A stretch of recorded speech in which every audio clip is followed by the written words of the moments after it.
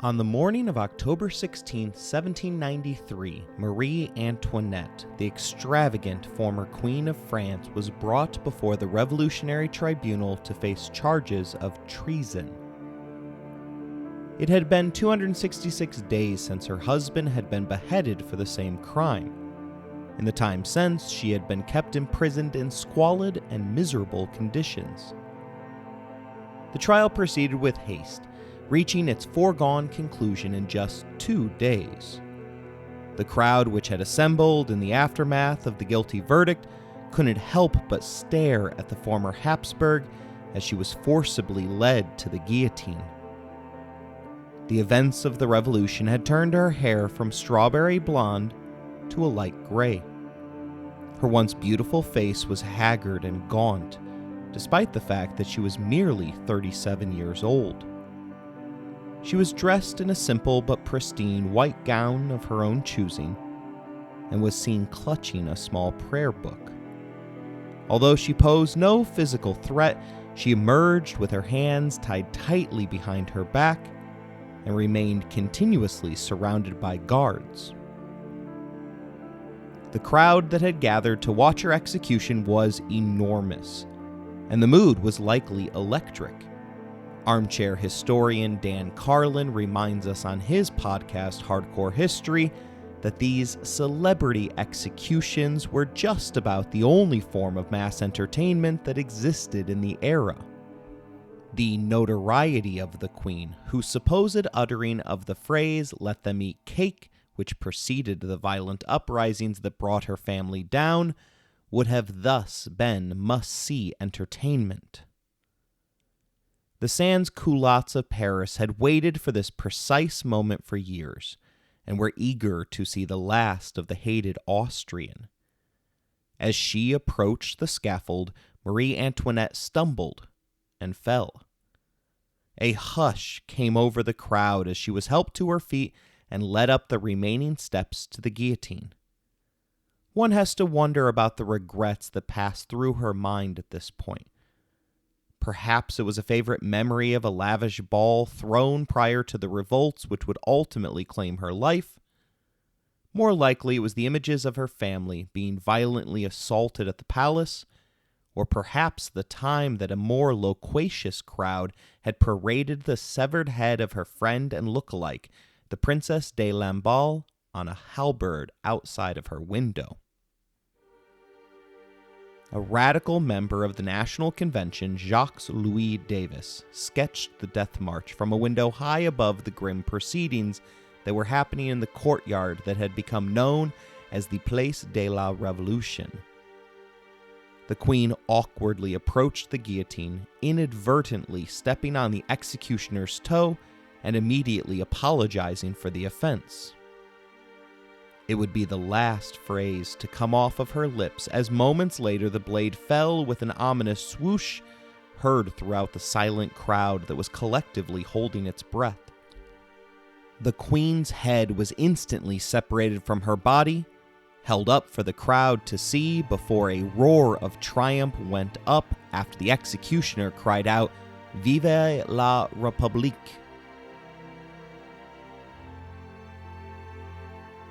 You're listening to Empires, Anarchy, and Other Notable Moments, a podcast designed for deep dives that assist in the teaching of history. This is our final episode regarding the French Revolution. Episode number 5, Viva la Révolution.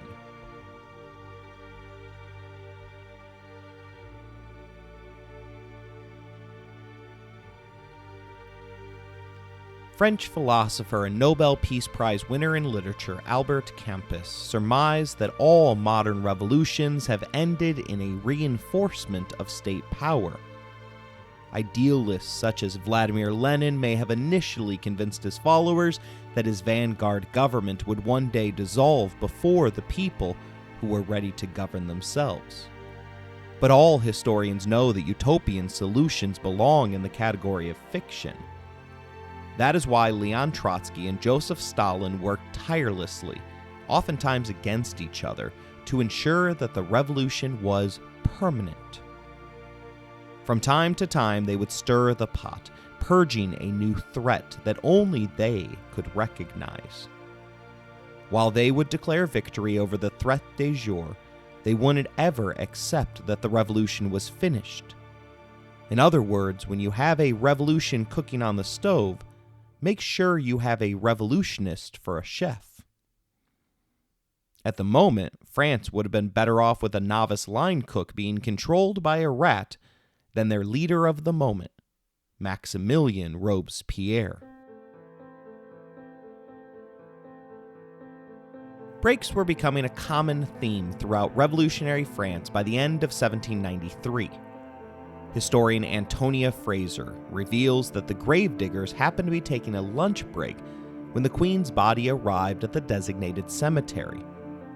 Unwilling to go back on the clock, they left the Queen's head and body lying on the grass, giving a young sculptor, Marie Grosholz, an opportunity to take a wax imprint for a death mask.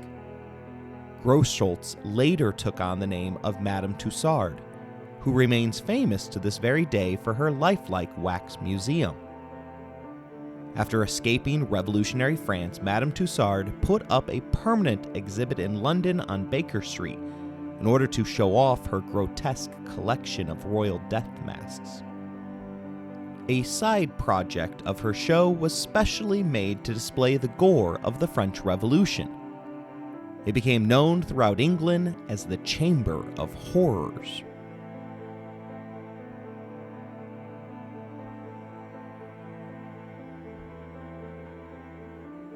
We will start where we more or less left off in our prior episode.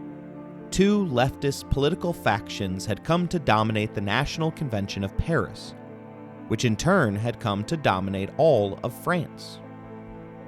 The Girondins were centrists that had risen up to speak in favor of staying the execution of King Louis, and the Montagnards, who were led by the power-obsessed Maximillian Robespierre. Abraham Lincoln left us a reminder that a house divided against itself cannot stand. It is a saying that is valid on both sides of the Atlantic. The Girondins, as the leaders of the convention, were fighting three simultaneous conflicts. First, a war with European powers. Second, an internal struggle against climate-induced food shortages. And third, a subversive counter-revolution plotted by Robespierre from within their own government. Indeed, the threat emanated from within their own Jacobin house faction. France had prematurely declared war against Austria and Prussia under the assumption that the two imperial powers were hell-bent on saving Louis XVI.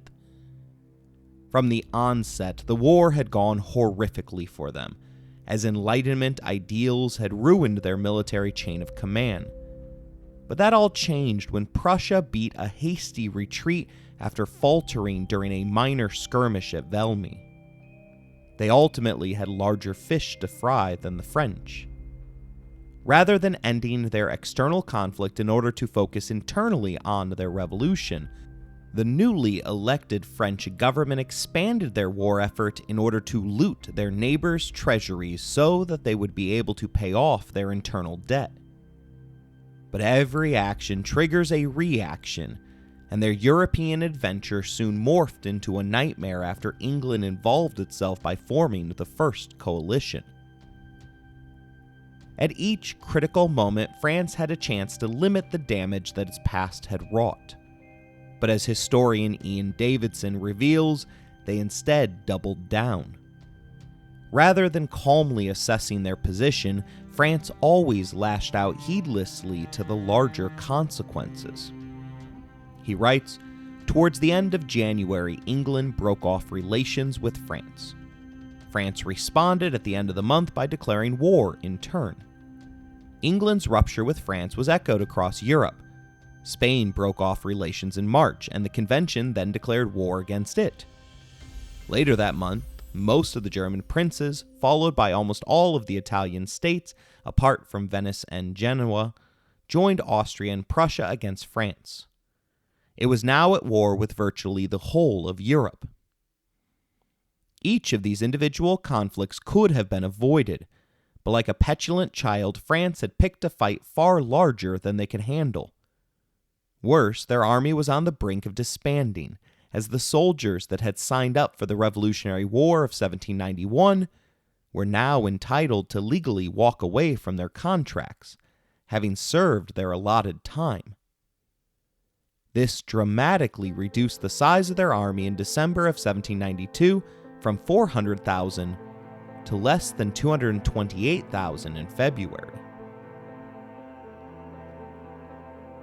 In order to reverse this, the Girondins issued a mandatory conscription of 300,000 men. As is the case with most drafts, the decision was quite unpopular. The details of the draft were left up to local authorities, as the National Convention was still wrapping their heads around governing. Local implementation ensured that the draft was immediately biased against those who were either locally unpopular or those that are often described by lawmakers as undesirable. Worse, the ancient regime's practice of paying a fee in order to force someone else to take your place remained enshrined within the law. Thus, as is the case with most drafts, the rich dodged it while the poor were forced into it. Revolts across the country soon broke out in opposition to the draft. The convention responded by empowering 84 of its members to serve as official envoys and mission to be sent out to the trouble spots. These individuals each held the power of dictators, as they were allowed to solve the problem utilizing any extrajudicial means that they personally deemed necessary. Their effectiveness in subduing the draft rebellions soon resulted in their application to solve all of the convention's problems. Philosopher Abraham Maslow is famous for the creation of the law of instrument. In this theorem, he posits that if the only tool you have is a hammer, you tend to see every problem as a nail. These convention envoys and mission began to take over military command, wresting control away from generals who had been unwilling to carry out the convention's war plans with the vigor that the politicians believed was appropriate. There were even instances of an envoy executing a general who wasn't meeting Paris's expectations. The over-reliance upon this hammer seriously weakened the convention by drawing away significant numbers of its leading members, allowing the internal rot to fester unattended to.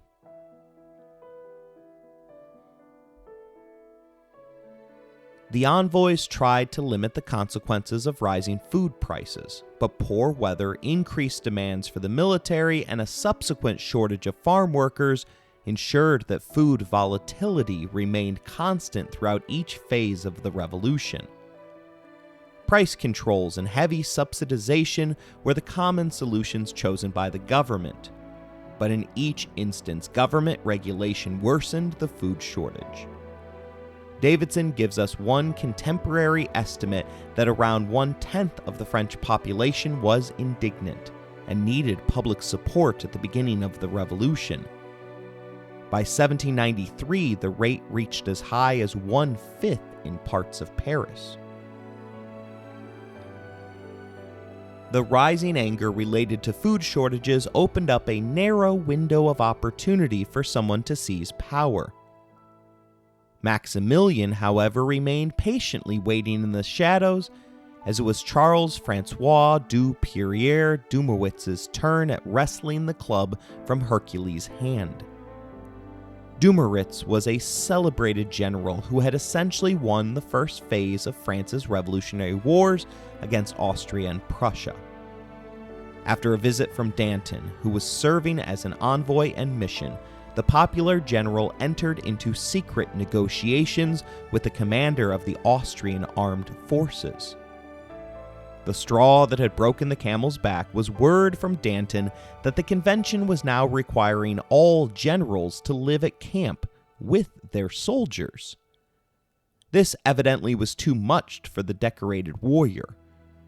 When his liaisons with the enemy were uncovered, 4 new envoys and mission were sent to strip him of his command with orders to place him under arrest. The general attempted to turn his army around with the intent to march on Paris, presumably to launch an attack on the convention itself. Historians believe that there are several reasons why the national hero decided to betray the French Republic. One of the main ones was his growing disillusionment with the radical direction the revolution was taking. The general was a moderate who believed in a constitutional monarchy and was reportedly horrified by the mounting excesses of the revolution. There was also an ego involved, as he felt that he was not getting the recognition he deserved for his victories. Lastly, it is always better to strike first, as the convention had begun to open investigations regarding the general's embezzlement of war funds. His defection had significant effects on the French Republic, as his decision to join the enemy was a major blow to French morale, undermining confidence in the Republican government's ability to win the war. The envoys were able to stop the marching of Dumouriez's army, but the general himself was able to cross over to the Austrian side on April 5, 1793. This defection also exposed serious flaws in the military leadership, as well as an intimate knowledge of the government's intelligence operations. The general even managed to smuggle across enemy lines the eldest son of the Duke of Orleans, the last male relative of Louis XVI. Alas, the story didn't end well for the turncoat general. Although he was treated initially as a hero by the Austrians, he quickly wore out his welcome and was eventually forced to ply his trade elsewhere. But once it becomes known that you are willing to switch sides mid-war, you kinda become unemployable. He was turned down by the Russian Tsar, and in 1823, at the age of 84, he died poor and forgotten in England, where he was surviving off of a miserably small government pension. Dumouriez's stature ensured that his treason couldn't be swept under the rug, and Davidson reveals that word of his betrayal set off an explosion of recriminations between the political parties, with everyone accusing everybody else. One day after the general had officially defected to the Austrians, the convention created the Committee of Public Safety in order to supervise all actions related to national defense. Their jurisdiction covered both external and internal threats to the nation.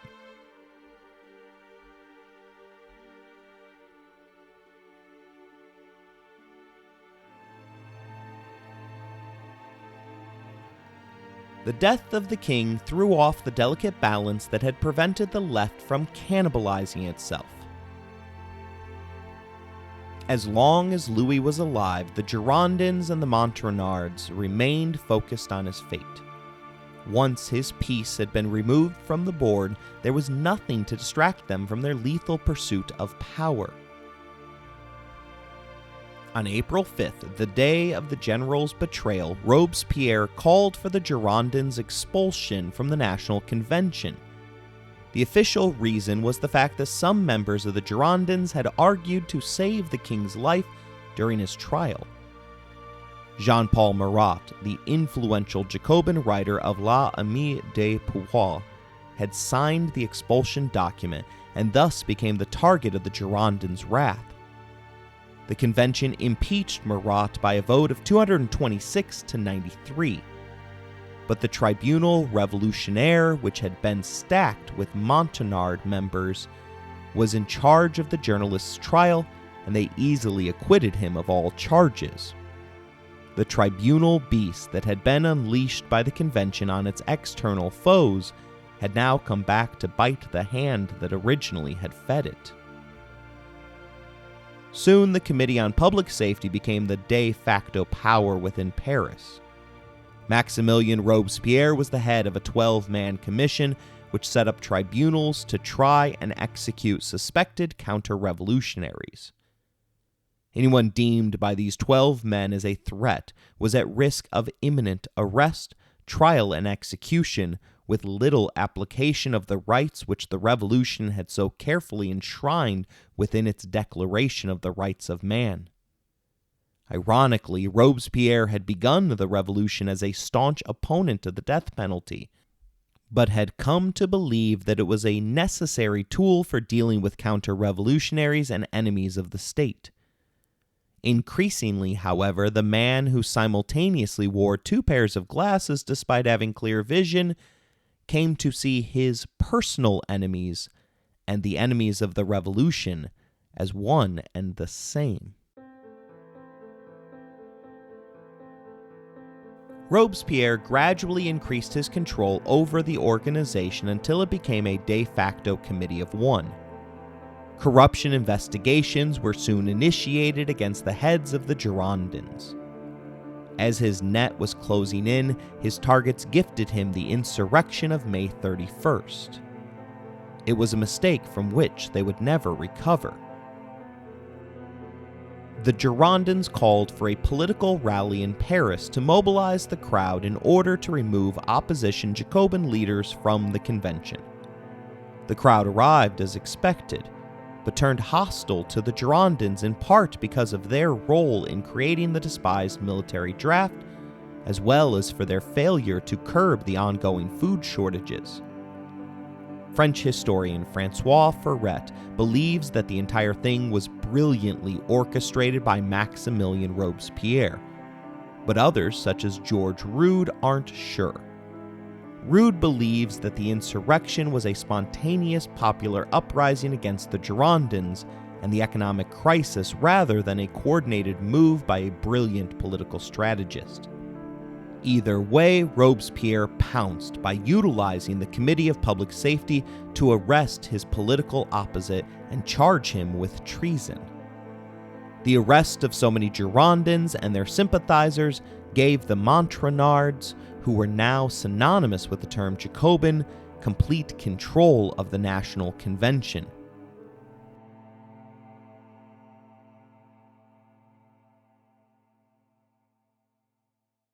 Jean-Paul Marat was the first to pay the price for his role in the downfall of the Girondins.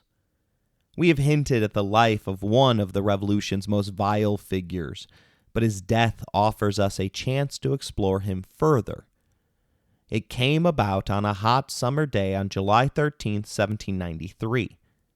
The infamous journalist and radical politician was taking a bath in his small, damp Paris apartment. Despite his attempts to relieve the pain of a chronic skin condition, he was often tormented by it, leaving him unable to vacate his bathtub for long periods of time. Indeed, the most famous image of his murder comes from the Revolution's official artist Jacques-Louis Davis. It shows Marat slumped over in the tub, putting quill pen to paper on the latest issue of his widely read sensationalist newspaper.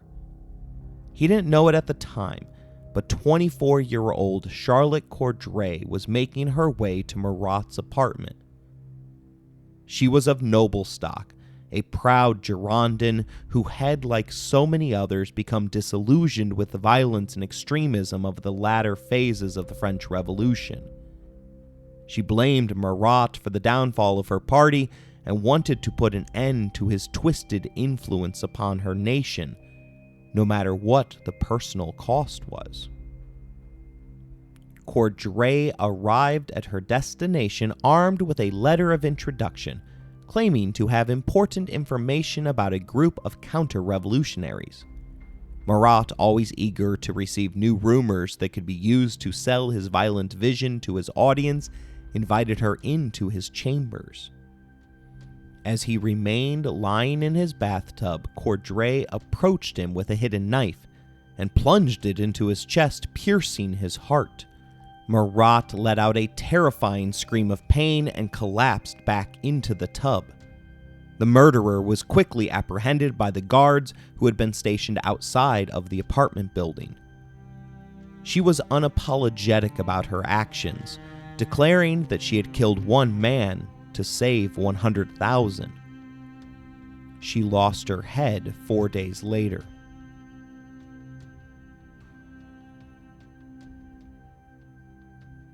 The death of Marat shocked France and the world. Despite his radical views, Marat had become an important symbol of the revolution and was seen by many as a martyr. His funeral was attended by thousands of people, and he was initially afforded burial in the Pantheon, an honor bestowed upon other French luminaries such as Voltaire, Rousseau, Victor Hugo, and Marie Curie. Alas, his eternal rest didn't last long, as a later version of the National Assembly would initiate a process known as de-pantheonization in order to throw what was left of his decomposing body into a common sewer, inspiring drama critic Lawrence Hutton to pen the phrase, "Revenge upon the bones of a dead enemy may be sweet, but it can hardly be savory."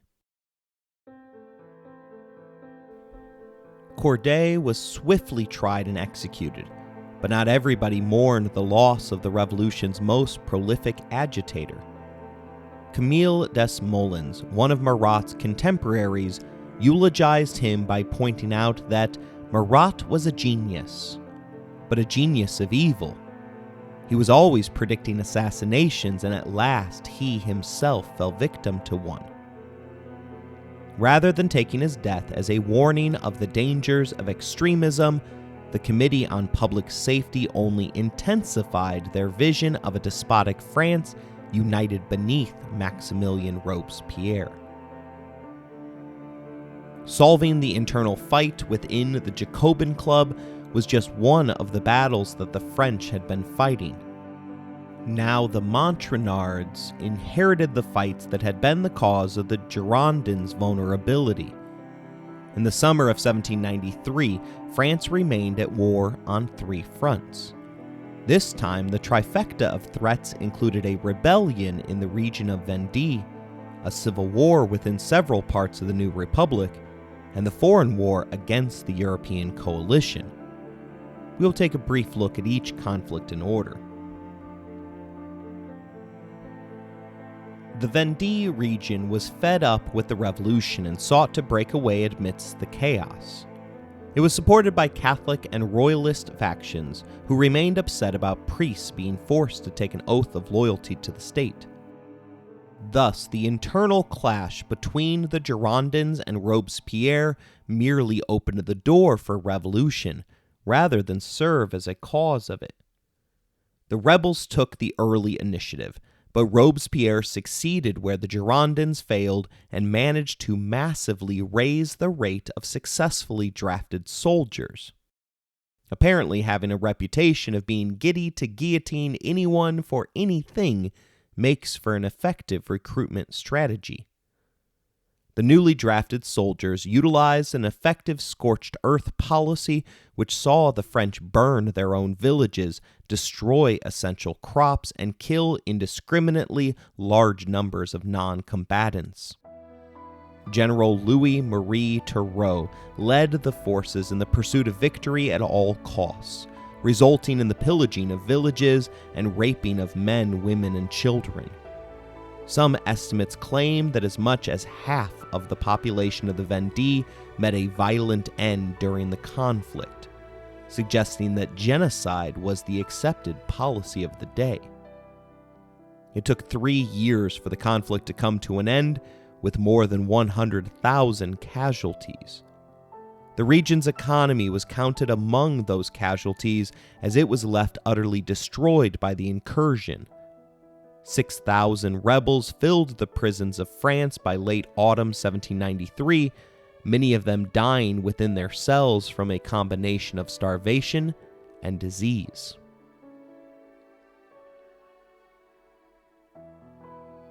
A second set of civil violence was set off by the sudden decapitation of the Girondin leadership. As it oftentimes has throughout history, Normandy led the charge, but it and the other provinces that rebelled were swiftly put down by the introduction of the newly drafted soldiers. The exception was Lyon, which the French army besieged for 2 months beginning on August 9, 1793. The convention decided to make the city an example in blatant revenge for the execution of the local Jacobin leader, a man whose sister had nearly married Robespierre. It decreed that Lyon will lose its name. It will be called Liberated Town. It will be destroyed. Everywhere the rich lived will be destroyed. There will remain only the houses of the poor, the homes of misguided or proscribed patriots, buildings specifically employed for industry and monuments consecrated to humanity and to public education. On the ruins of Lyon, there will be raised a column which will bear witness for posterity to the crimes and the punishment of the royalists of this town with this inscription: Lyon made war on liberty. Lyon is no more. The decree was a bit more dramatic than what actually happened, as the siege ended with around 50 of the 600 houses of the so-called rich razed along with all of the town's fortifications. Today, Lyon remains thriving as the third most populated city of France.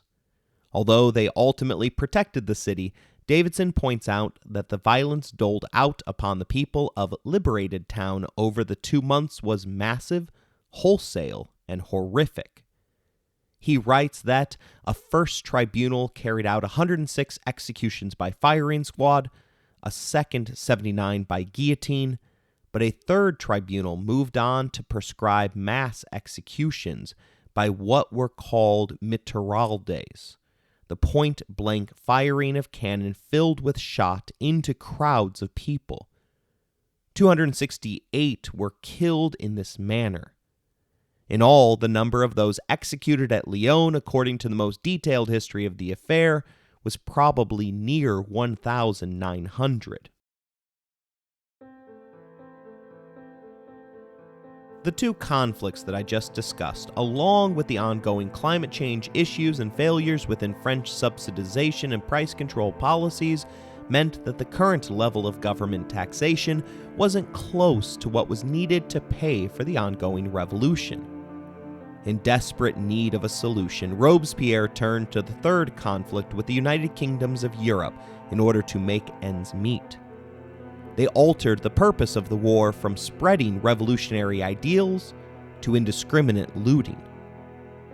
The government's chief military strategist in the Committee on Public Safety wrote to the generals at the front that, "I cannot hide from you that we are lost if you do not very soon cross over into enemy territory to get food and resources of all kinds, because France cannot long bear the strained state in which it finds itself at present. We must live off of the enemy or perish." Again, in 1794, he instructed his generals in the field to strip the country and make it impossible for them to give our enemies any means of coming back. The most striking example of this new policy occurred during the French occupation of the Austrian Netherlands in 1794. The French army was ordered to seize food, livestock, and other resources from the local population, which were then shipped back to France to feed the hungry population and finance the ongoing war effort. According to one estimate, the French army seized 100,000 horses, 300,000 heads of cattle, millions of pints of wine, and 10 million bushels of grain.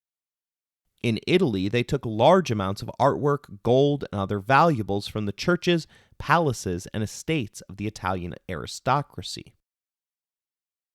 The European First Coalition had too many internal divisions and conflicting interests to win the war against the now significantly larger French forces. Additionally, the French had superior military leadership as well as a unique mastery over artillery on the battlefield. Prussia and Spain were the first to defect, leading to the collapse of the coalition. Ironically, the chaos within the governing halls of the National Convention unnecessarily prolonged the conflict, as the Allies couldn't properly determine who they were supposed to negotiate with regarding their surrender.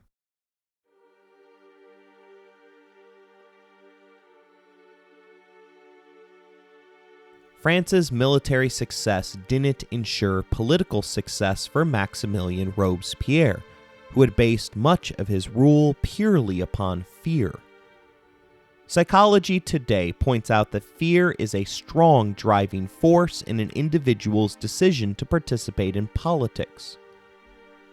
The journal reveals to us that peer-reviewed research shows that in America today, conservatives are generally more sensitive to threat. This threat bias can distort reality, fuel irrational fears, and make one more vulnerable to fear-mongering politicians. Of course, no one will claim that Robespierre and the revolutionary Frenchmen of the era were conservatives. But the study is interesting in every way, particularly the central piece of evidence used via a 2012 study where liberal and conservative participants were shown collages of negative images, such as car wrecks and open wounds crawling with maggots, mixed with positive images, such as a happy child or cute bunny. Detailed computer analysis showed that self-stylized conservatives focused first on the threatening and disturbing images, while simultaneously dwelling on them for far longer. Who would have known that figuring out your political affiliation would be as simple as determining whether you would prefer to stare at a cute bunny rabbit or someone's open wound on their face oozing with maggots by the handful? We don't live in a safe world. No matter how much bubble wrap we place around us and our surroundings, danger, whether purposeful or accidental, can find us. The political power that fear has is derived from a human desire to feel as though we are in control. Politicians exploit our fear by claiming that they are the only ones that can protect us, that they offer the shield that ensures that whatever is out there within the unknown won't be able to hurt us as long as they are around. This can serve as a comforting feeling, one that we get used to early on as children, when we believe with all of our heart that our parents have the means to protect us from anything that we fear, real or imagined. But Robespierre was the worst kind of parent, creating dangers out of nothing in order to ensure that his will was supreme. Although he rose to prominence with the revolution, Robespierre's ideals had morphed divergent from the rest of France. He provides the evidence of such within his own notebook, where he scribed, "We must have a single will. It must be Republican or Royalist. If it is to be Republican, we must have Republican ministers, Republican newspapers, Republican deputies, a Republican government." The internal dangers come from the bourgeoisie, and to defeat the bourgeoisie, we must rouse the people. Everything had been prepared to place the people under the yoke of the bourgeoisie, and to make the defenders of the Republic perish on the scaffold. His rant makes clear the notion that France needed an authoritarian government to steer the revolution, one which fully embraced the idea that they were in a continuous life-or-death struggle. In this worldview, any point of view that differed from the single will was a counter-revolutionary threat, and had to be dealt with swiftly and brutally to ensure that the infection couldn't spread. But the only tool they had was the guillotine, and thus it became the solution for every problem. Having successfully purged the Girondins from the ranks of government, Robespierre began the internal war of the factions. He started with a feint, drafting a new constitution complete with another Declaration of the Rights of Men in 1793. It was submitted to a national referendum, which dutifully passed it with a mere 1.8 million of the eligible 7 million voters choosing to exercise the privileged right that the revolution had been fought for. Despite its passage, the Constitution of 1793 was never put into place, as the government manipulated a made-up crisis to maintain their emergency extrajudicial powers. Saint Just, Robespierre's right-hand man, stated that in the circumstances in which the Republic finds itself, the Constitution cannot be set up. It would be destroyed by means of itself. It would become the guarantee of attacks on liberty because it would lack the force necessary to suppress them. In a made-for-TV moment, the Jacobins literally laid to rest the stillborn pieces of paper that comprised the new Constitution in an ark of cedar wood, as if in preservation for some indefinite future. The author of one of the most popular newspapers in revolutionary France, Robespierre, spoke out against the government's growing authoritarianism. He led a crowd of 2,000 angry sans-culottes in front of the politically influential Hôtel de Ville on September 4th. The next day, he was at their head, marching into the National Convention's hall in an attempt to intimidate lawmakers. Robespierre, however, outplayed him, leading a significantly larger march that afternoon upon his own branch of government. This larger group demanded what Marat had, the right to place terror on the agenda. The term terror itself is a hard one to pin down. We still utilize the main concept within the modern-day understandings of the word terrorism, which is the unlawful use of violence and intimidation, especially against civilians in the pursuit of political aims. The key to understanding the distinction between terrorism and regular run-of-mill violence is the latter part of the definition, specifically the phrase, "in the pursuit of a political agenda." There has to be something that the perpetrator of violence wants, something that they believe violence will help them achieve. Considering that government is literally the means to achieve political aims, one ought to be quite concerned when the government seeks out a policy of terror. Davidson tells us that it came without any clearly defined aims or policy, and it was carried out without any detectable rules. Its main rationale seems to have been to prop up the authority of Robespierre, and its method is the indiscriminate threat of death to anyone who was or who could be accused of being a threat to the Republic. Robespierre's literal reign of terror began on September 29, 1793, with the passage of the Law of Suspects. This law took away any assumption of the innocence of the accused. If they were merely suspected of counter-revolutionary thoughts, they were guilty.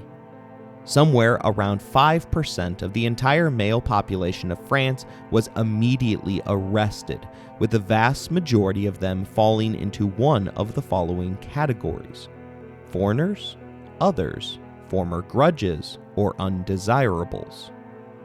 Over 500,000 were immediately arrested in the wake of the policy change, but not accused of any specific crimes, nor did they ever stand trial, with most rotting in prison for the 8 months that Robespierre remained at the helm.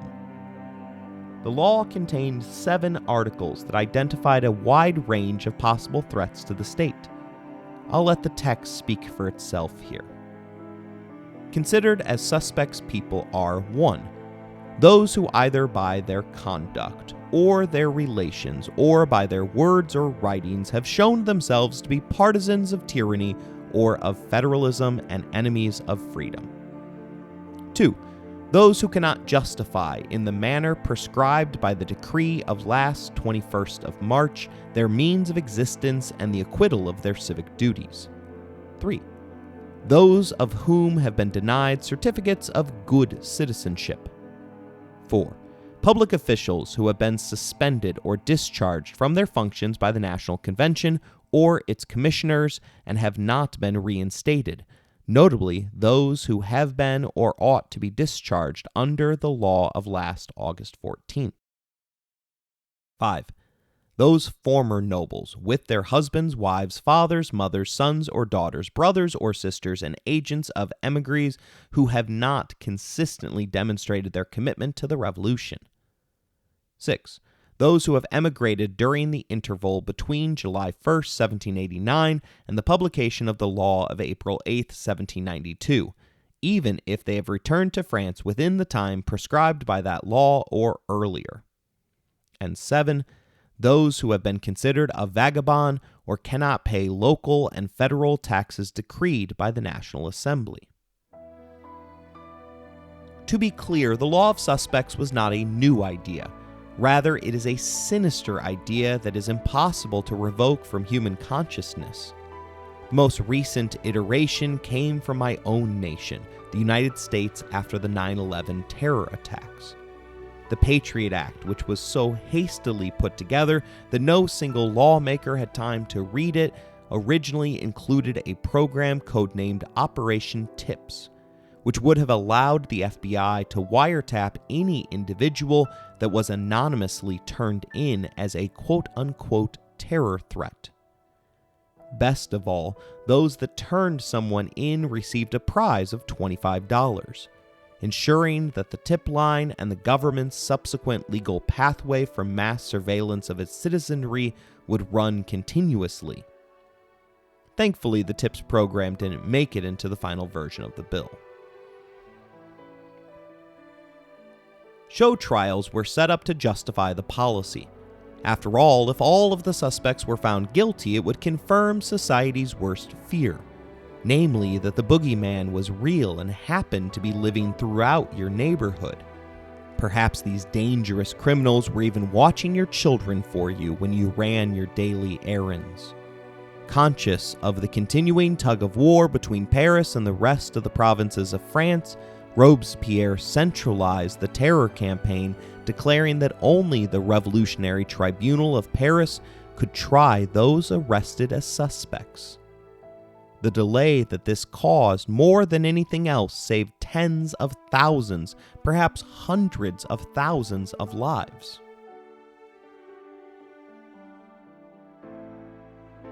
Davidson reports that the revolution had now entered a period of frenzy and fear, of public and private accusations, of secret denunciations and betrayals, of noisy protests and furtive political conspiracies.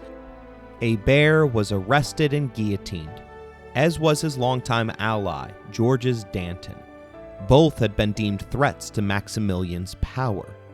Danton spit in the face of his accuser, proclaiming at his own execution that his head should be shown high to the crowd, as it will be worth it. As the war of the factions continued, Robespierre boldly defended his policy, offering the convention a dramatic speech in February of 1794. Among the highlights, the dictator tells us that we seek an order of things in which all the base and cruel passions are bound with chains. All the beneficial and generous passions are awakened by the laws, where ambition becomes the desire to merit glory and to serve our country, where distinctions are born only of equality itself, where the citizen is subject to the magistrate to the people, and the people to justice, where our country assures the well-being of every individual, and where each individual proudly enjoys our country's prosperity and glory, where every soul grows greater through the continual flow of republican sentiments and by the need of deserving the esteem of a great people, where the arts are adornments of the liberty which ennobles them, and commerce the source of public wealth rather than solely the monstrous opulence of a few families. But in order to lay the foundations of democracy among us and to consolidate it, he continues, we must finish the war of liberty against tyranny and safely cross through the storms of the revolution. That is the goal of the revolutionary system which you have put in order. You should therefore still base your conduct upon the stormy circumstances in which the Republic finds itself, and the plan of your administration should be the result of the spirit of revolutionary government, combined with the general principles of democracy. Here, the development of our theory would reach its limits. If you had only to steer the ship of the Republic through calm waters. But the tempest rages, and the state of the revolution in which you find yourself imposes upon you another task. One could say that the two contrary geniuses that have been depicted competing for control of the realm of nature are fighting in this great epic of human history to shape irrevocably the destiny of the world, and that France is the theater of this mighty struggle. Without, all the tyrants encircle you. Within, all the friends of tyranny conspire. They will conspire until crime has been robbed of hope. We must smother the internal and external enemies of the Republic or perish. In this situation, the first maxim of your policy ought to be to lead the people by reason and the people's enemies by terror. Robespierre then proceeds to justify his own dictatorial policies, finishing his long address with, "If the mainspring of popular government in peacetime is virtue, amid revolution it is at the same time both virtue and terror. Virtue without which terror is fatal, terror without which virtue is impotent. Terror is nothing but prompt, severe, inflexible justice. It is therefore an emanation of virtue. It has been said that terror was the mainspring of despotic government.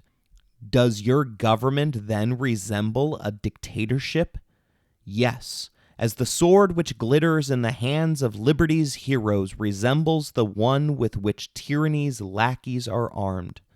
Let the despot govern his brutalized subjects by terror. He is right to do this as a dictator. Subdue liberty's enemies by terror, and you will be right, as founders of the Republic. The government of the Revolution is the dictatorship of liberty against tyranny. Is force made only to protect crime? And is it not to strike the heads of the proud that lightning is destined? Let tyranny reign for a single day, and on the morrow not one patriot will be left." Historians learned a long time ago that wars against ideas are impossible to win. Thus, you can't help but scoff at the idiocy of declaring a war on terror, or likewise the stupidity of governing via terror. Ultimately, no one can keep a person in fear forever. As individuals began to question if they were the next to be arrested, Robespierre sped up the killing fields, overworking the guillotine to the point of exhaustion. From March 1793 to June 1794, 1,251 people had been guillotined. In a 6-week period from June to the fall of Robespierre, the number reached 1,376. Foucault-Tinville, the chief prosecutor of the Revolutionary Tribunal, stated what all could see, as heads were falling like slates off of the roof. The economic law of diminishing returns surmises that everything loses its luster when you have too much of it. By 1794, the revolution was no longer buoyed up by the hysteria of bloodlust. Public executions, which had previously attracted vast, screaming, bloodthirsty mobs, were now greeted with aversion. People turned their backs and shops closed their doors on the daily processions of the baskets to the place of execution, the objects of sullen and frightened apathy.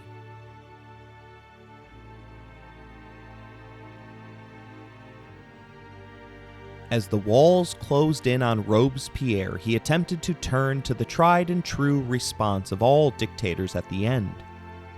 He initiated another purge against his closest allies, vaguely declaring that there were counter-revolutionaries among his own party, and promising that they would soon be found and executed. Rather than going along with it, as it appeared the rest of the convention was planning to do, Pierre Joseph Camden, a merchant turned revolutionary, waited for a moment of silence, before then standing up and proclaiming loudly, "Before being dishonored, I shall speak to France." He then calmly demanded Robespierre to name names. It was a reasonable request. After all, it had been the National Convention which had institutionalized the practice of public votes. In the face of the challenge, Robespierre faltered, simply refusing to answer. The next day, Saint Just rose to the convention's podium to try to reinforce his boss's now tenuous position.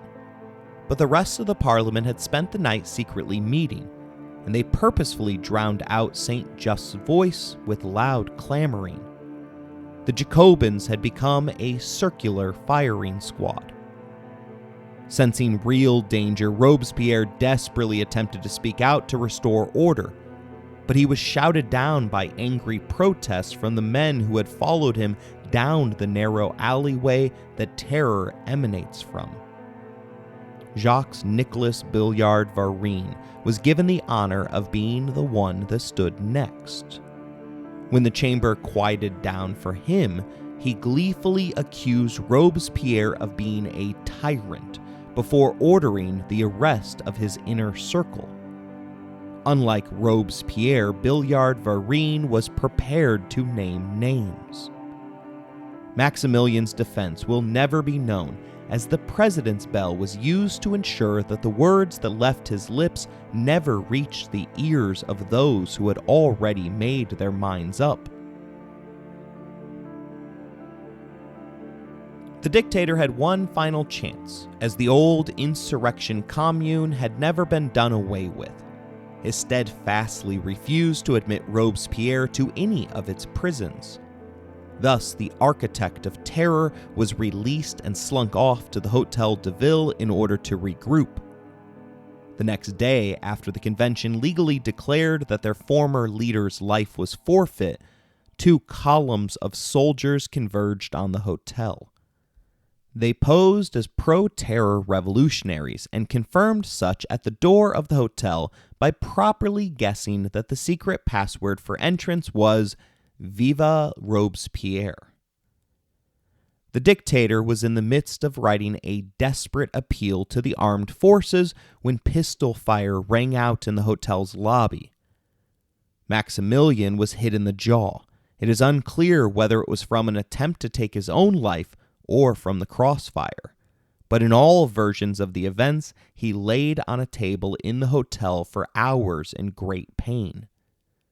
By 5:30 that evening, he and his remaining allies were executed via the guillotine. Right before it was his turn, the bandage holding together the bullet wound in his jaw was roughly ripped off, and he met his fate screaming in agony. The government of the French Republic chose not to drown out that undignified sound.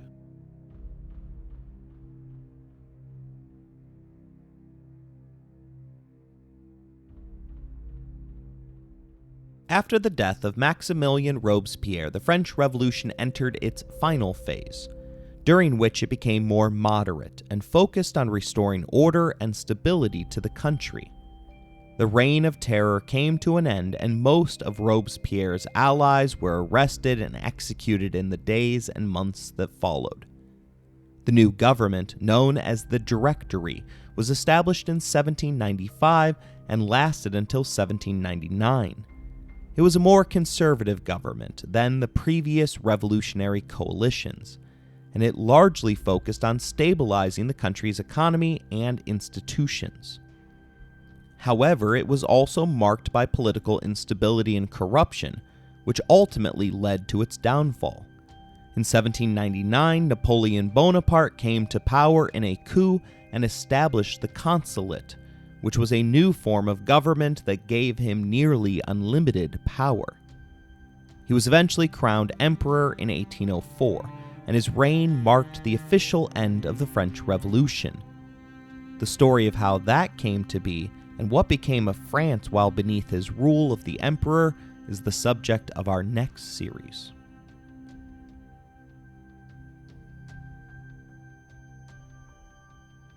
Although the French Revolution was ultimately a failure, it had profound effects upon the world. Some of the most significant legacies of the revolution include the spread of democratic ideals.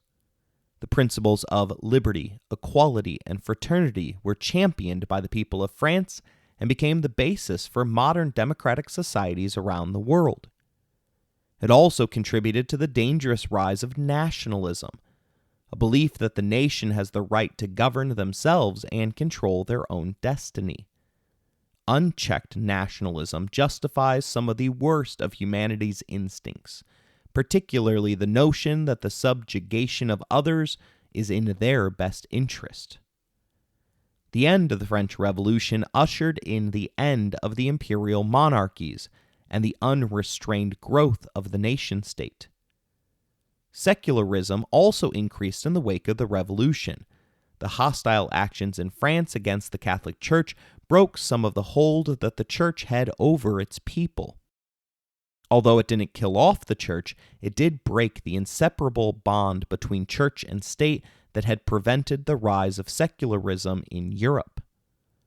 Although Napoleon would be the first to figure it out, modern warfare tactics, including the use of artillery and mobility, emerged from France's revolutionary wars. Lastly, the goal of any revolution is to spread their ideas beyond their borders. In this way, the French Revolution can be deemed a success, as a number of revolutionary movements, including the Haitian Revolution, the Latin American Wars of Independence, and the European revolutions of 1848, all took their cue from the French.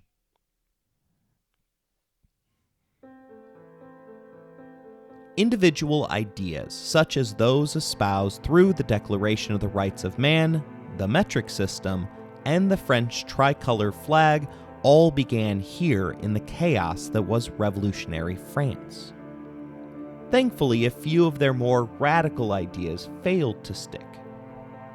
In the wake of their overthrow of Louis XVI, the revolutionaries had redesigned all playing cards with the king, queen, and jack replaced by cards depicting liberty, equality, and fraternity.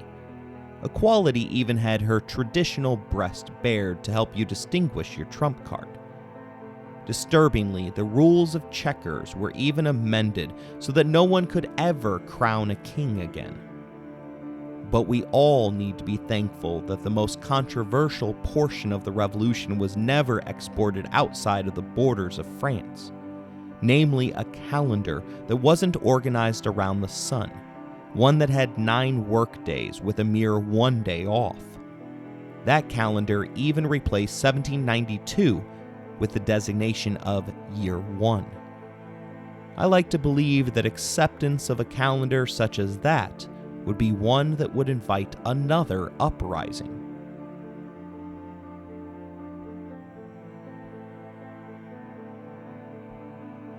I hope you enjoyed this episode. If you want to interact with the show, you can email us at resourcesbylowery@gmail.com. If you would like to financially support the show, please look in the show description for more information. As always, thank you for listening, rating the show, and spreading the word.